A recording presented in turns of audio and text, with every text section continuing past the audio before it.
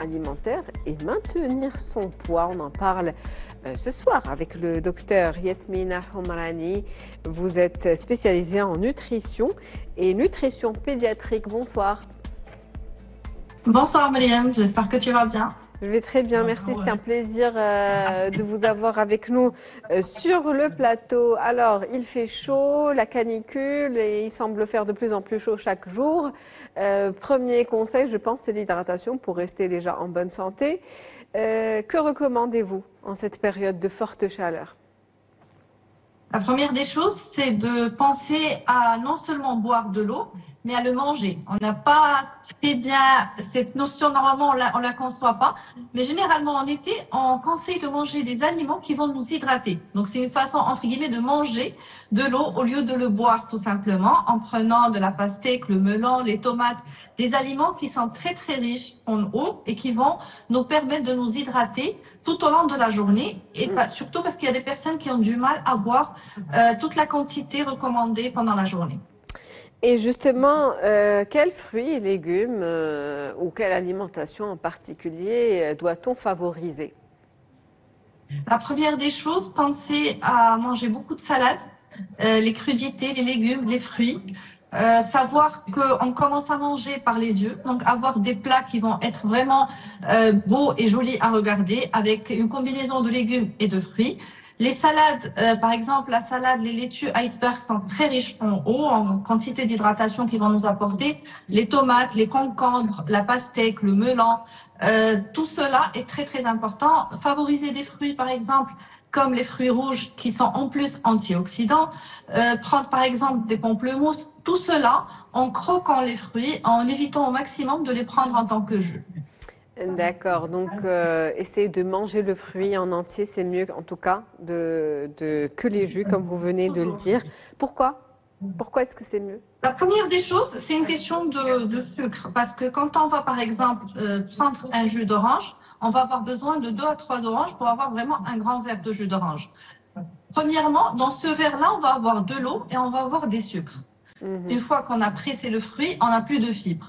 Par contre, quand on va le croquer, quand on va le manger, on va commencer par avoir les fibres du fruit, plus le fait qu'on va consommer beaucoup moins, parce qu'on va prendre une seule orange et on aura cette sensation de satiété. Par contre, si on va le boire, on va prendre 3. Et là, on est en train de prendre beaucoup plus de sucre que si on mange une seule orange. Très bien. Est-ce qu'il y a une alimentation particulière qu'il faut éviter ou des aliments particuliers qu'il faut éviter en temps de forte chaleur? Absolument. La première des choses, éviter tout ce qui est aliments gras. On a l'habitude de penser qu'on était les pizzas, les panini, tout ça, c'est super. Mais il faut savoir que c'est des aliments qui sont très gras. Donc, avec la chaleur, quand même, notre corps a du mal à digérer tout ça. Deuxièmement, par exemple, quand on pense aux poissons, généralement, on a l'idée de penser à la friture, tandis que la friture n'est pas ce qu'il y a de plus sain. Il vaut mieux les prendre soit à la plancha, soit à la vapeur. De temps en temps, on a envie de se faire plaisir, il n'y a pas de problème, mais que ça ne soit pas une habitude. Deuxièmement, une chose qu'on oublie de faire très très souvent, c'est juste après les repas, il faut savoir qu'on a un maximum d'1 heure pour ranger les restes du repas et les mettre au frigo, parce que on a un risque très grand d'avoir des intoxications alimentaires quand on laisse les restes des repas sur la table 2-3 heures, le temps qu'on fait notre sieste, ou bien dans la cuisine en se disant on va attendre que ça refroidisse tranquillement et après je vais le mettre au frigo. Non, parce qu'il fait chaud et avoir des intoxications alimentaires est extrêmement simple. Donc se laver vraiment plusieurs fois par jour et bien les mains. Et une chose importante aussi, c'est vérifier souvent quand on part en voyage, est-ce que notre frigo n'a pas eu de panne? Parce que souvent, on peut avoir une panne d'électricité, que les aliments se décongèlent et qu'ils se recongèlent et qu'on ne se rende pas compte. Donc, toujours faire attention à ça et avoir une bonne température à l'intérieur du frigo. Une autre chose très, très importante et qui est souvent cause d'intoxication, c'est les glaçons. Le fait de partir dans des endroits qui n'ont pas toujours une très très bonne hygiène et demander des glaçons. Les glaçons se font avec l'eau du frigo, que dans quelques régions, il n'est pas recommandé pour le consommer. Deuxièmement, aussi tout ce qui est les moules en silicone ou en plastique où on met les glaçons, ils ne sont pas toujours très hygiéniques. Donc souvent, des personnes qui n'ont rien mangé à l'extérieur, qui ont juste bu soit une limonade ou un jus dehors, il se retrouve avec une intoxication qui vient de l'hygiène de ces glaçons-là. Donc la meilleure des choses, c'est de demander des boissons qui sont déjà fraîches, qui sont bien fraîches et qui ont déjà la température qu'on souhaite et éviter d'utiliser des glaçons. Évitez donc d'utiliser les glaçons et également les aliments, comme vous l'avez dit, gras et les fritures, notamment les fritures de poisson. Mais justement, on Et est les en mayonnaises. été. Pardon? Les fast-foods, les mayonnaises, les sauces, tout ça, Voilà, mais c'est c'est l'été, c'est les pas tous les jours. vacances, c'est l'été, c'est les vacances. Justement, comment concilier un petit peu tous ces conseils? Parce que on n'est pas chez nous en général, on est à l'extérieur, donc les restaurants peut-être, les clubs, les piscines, donc on a tendance à être à l'extérieur. Donc comment faire attention par rapport à cela quand on n'est pas chez nous? La première des choses, moi par exemple, quand je suis dehors, j'ai envie de prendre un sandwich, je demande toujours que ça soit sans mayonnaise parce que c'est la première source d'intoxication, donc je préfère l'éviter. Quand on est chez nous ou qu'on a la possibilité, on peut la changer par du yaourt nature. Donc on a aussi cette texture onctueuse et vraiment l'échange il est très très bien, donc ça donne un bon résultat. Deuxièmement, partir dans des endroits où on a quand même une certaine idée sur l'hygiène.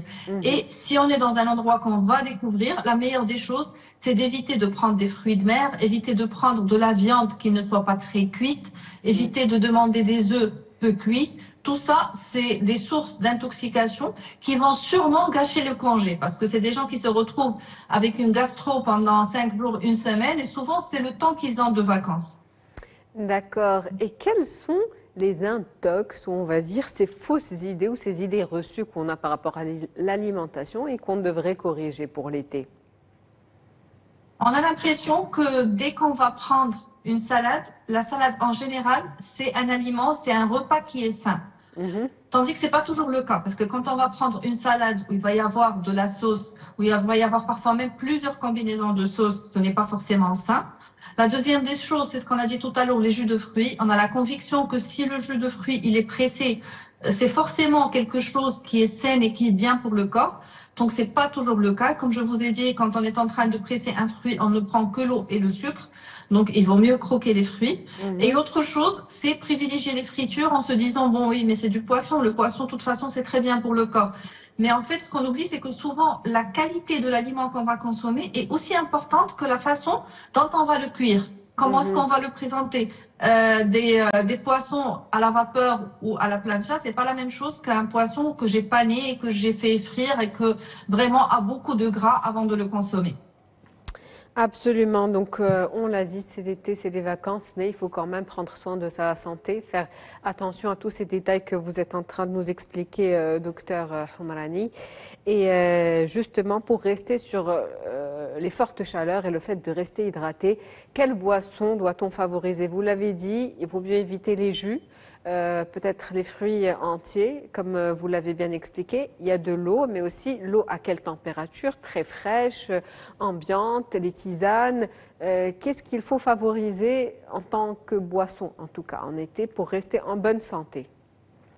La première des choses, éviter d'ouvrir le frigo, de boire l'eau fraîche, de prendre pardon l'eau fraîche et de la boire directement. C'est extrêmement mauvais pour le corps. Donc le corps a une certaine température et on peut pas venir et donner du froid directement. Donc déjà il faut le prendre progressivement. Et la meilleure des choses, dans l'idéal, c'est de prendre l'eau soit température ambiante, soit s'il fait vraiment très très chaud, un peu fraîche, ou bien la sortir un tout petit peu avant de la consommer. Puis après, les alternatives qu'on a, c'est des smoothies. Et on peut prendre par exemple les fruits rouges qui sont des fruits magnifiques pour la santé parce qu'ils vont nous apporter de la vitamine C. Mais en plus, ce sont des produits qui sont antioxydants. Donc on peut, par exemple, moi j'adore les congeler et par la suite les mixer avec de l'eau, donc c'est frais. Là, on n'a pas le problème, par exemple, comme les oranges, parce qu'on ne perd rien. On est en train de mixer le fruit en entier. Bien évidemment, éviter de rajouter du sucre au jus ou aux smoothies qu'on va faire. Prendre des soupes froides, comme par exemple le gazpacho. C'est magnifique, ça va nous hydrater, ça va nous rafraîchir. Et penser aussi à préparer des infusions, le laisser rafraîchir et les boire un peu fraîches. Et aussi, l'eau aromatisée, c'est une option qui est très très bien. De mettre par exemple de la menthe, du citron, du concombre, des oranges, les fruits qu'on aime. et de les mettre, les laisser infuser dans l'eau ou les laisser tout simplement dans l'eau fraîche. Déjà, visuellement, je trouve que c'est très joli et c'est important d'avoir envie de manger ou avoir envie de boire la chose avant de l'approcher. Donc, le fait d'avoir cette bouteille qui est transparente avec des morceaux de fruits, ça donne envie de consommer cette eau-là. Donc, c'est une option et une alternative qui est très, très bien. Bien évidemment, comme je dis, si on rajoute du sucre, on perd tout l'intérêt. Mhm. Donc, il y a une panoplie en tout cas de choix en termes de boissons, comme vous venez de l'expliquer. Maintenant, si on devait parler du poids, comment maintenir son poids en été? Les écarts sont plus faciles, on va dire, pendant les vacances. Donc, comment faire en sorte de se faire plaisir tout en maintenant une bonne santé et son poids? La première des choses, c'est de ne pas dire bon, c'est l'été, j'aime les glaces, je ne vais pas toucher les glaces, je ne vais pas toucher une pizza. Le fait de s'interdire strictement les choses fait en sorte qu'au bout d'un moment, on va craquer et on va manger le double ou le triple de ce qu'on aurait mangé en temps normal. Donc la première des choses, savoir qu'on a le droit de se faire plaisir parce qu'on est en vacances et parce que manger fait partie des plaisirs de la vie, mais il faut être organisé. Si aujourd'hui je vais me faire plaisir et je vais prendre une glace, je ne vais pas prendre le petit déjeuner avec de la viennoiserie, faire un goûter avec pizza et dîner avec je sais pas, des pâtes et du fromage. Donc, il faut être vraiment très, très organisé. Savoir qu'aujourd'hui, je vais me faire plaisir sur une chose, mais je vais être très sage sur le reste. Prendre beaucoup de salade pendant la journée. Si on a faim, prendre par exemple des snacks à base de fruits secs. Tout cela permet de ralentir un petit peu cette envie de manger. Manger des repas qui vont être légers et plusieurs fois par jour. Par exemple, quand je dis des salades, prendre un fruit, des choses qu'on va prendre qui vont nous donner ces sensations de satiété sans forcément être gras à digérer. Une petite astuce aussi, c'est comment on va distribuer les aliments qu'on va prendre pendant les repas. Commencer par prendre les fibres, prendre les protéines et laisser toujours les hydrates de carbone, que ce soit les pâtes, que ce soit le riz, ce qu'on va prendre comme accompagnement carrément à la fin des repas. Ça permet de ne pas avoir ce pic déjà de glycémie, de ne pas avoir ce pic d'insuline et par la suite ce stockage de gras innécessaire. Favoriser donc les fibres et les protéines et puis l'hydratation, on ne le dira jamais assez. Il y a cette idée reçue selon laquelle on grossit plus en hiver. Est-ce que c'est vrai? Pas forcément. Moi, je pense que on a l'impression que ce n'est pas grave de grossir en hiver parce qu'on se dit, vous avez dit en hiver ou en été? En hiver, j'ai bien dit en hiver. En hiver, voilà. En hiver, généralement, on ne donne pas de l'importance parce qu'on se dit, de toute façon, on va porter quelque chose qui va cacher les imperfections, il n'y a pas de problème. Et d'ailleurs, c'est le souci qui se passe chaque année, c'est que vers mai, juin, les gens commencent à paniquer, à se dire d'ici un mois, j'ai le congé, je vais partir à la plage et c'est pas le corps que j'ai envie d'avoir. Donc, savoir que c'est à partir de maintenant qu'il faut s'organiser et préparer comment je veux passer mon année. Est-ce que je veux avoir une alimentation qui va être équilibrée? Le fait aussi de consommer beaucoup de choses chaudes en hiver, c'est une bonne solution, mais il faut choisir ce que je vais prendre. Il y a beaucoup de personnes qui choisissent par exemple une soupe, mais qui la remplissent de fromage fondu, qui mettent des choses qui vont faire grossir forcément. Donc il faut tout simplement être conscient que finalement notre corps déjà il ne va pas réagir de la même façon à 20 ans qu'à 30 ans qu'à 40 ans et que finalement tout ce qu'on va faire va avoir une grande répercussion sur le résultat final. C'est-à-dire que si je passe des mois et des mois à manger ce que je veux, à n'importe quelle heure, à ne pas avoir une organisation de repas, finalement, je vais avoir vraiment du mal à perdre tout ce poids que j'ai accumulé pendant beaucoup de temps et j'aurai besoin du double ou triple du temps pour pouvoir le perdre. Donc, je ne vais pas le gagner en 6 mois et le perdre en un mois. Justement, vous parlez de régimes, des régimes qui se font souvent à l'approche de l'été, mais également en été, certaines personnes qui veulent pratiquer le sport et puis s'adonner à un régime qui soit draconien pour voir des résultats effectifs en été. Est-ce que c'est une bonne chose? Alors, il faut savoir que tout ce qui va me donner un résultat miraculeux un petit peu, ça ne peut pas être bon pour la santé. Quand je vais prendre et je vais choisir un régime qui va me faire perdre du poids très très rapidement, je peux être convaincue qu'il va me faire gagner du poids encore plus rapidement une fois que je vais l'arrêter. Il faut savoir que le corps doit s'habituer au changement alimentaire que je vais faire. Non seulement au niveau physique, mais aussi au niveau psychique. Je ne peux pas avoir un corps qui a l'habitude de manger ce qu'il veut et je viens du jour au lendemain et je vais tout arrêter. Il faut arrêter progressivement. Il faut être convaincu de ce qu'on fait. Faire le sport Par exemple, maintenant, en été, on peut faire la marche, on peut faire la natation pour les gens qui ont soit la plage à côté, soit une piscine.